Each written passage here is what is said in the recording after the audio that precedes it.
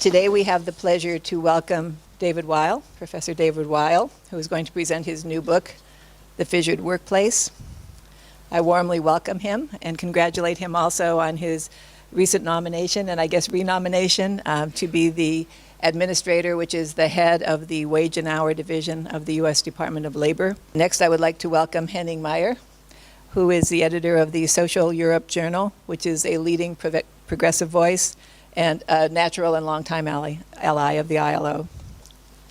At this same event, we are also launching two new books from the ILO, which I apparently have the only copy of here, so I'll be putting it behind me, and Beyond Macroeconomic Stability and Creative Labor Regulation. The two books share one critical theme, which is the failure of existing policies in these two areas, macroeconomic and labor regulation, to achieve their objectives, both before the crisis, during the crisis, and beyond the crisis. They point to the need for new thinking and for innovative policy approaches.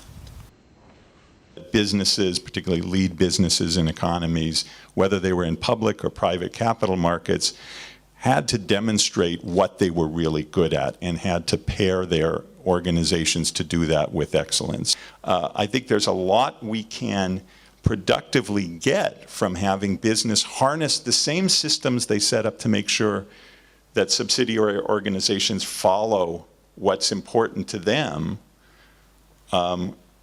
Why not have it both ways and also harness those same incentive structures to make sure businesses monitor the activities that have negative consequences, I think through creative regulatory approaches. The book rightly tries to expose the limits of conventional macroeconomics and macroeconomic policy making, and also tries to discuss the long-run agenda of structural transformation and the development of capabilities, as well as the consequences of inequality and related wage issues, which I think is absolutely critical. I think this is a very dangerous effect where, let's put it that way, these neoliberal ideas have been so entrenched in the population, combined with this sort of attitude of politics in recent years that it's more accommodating rather than challenging, where policy change becomes almost impossible to do.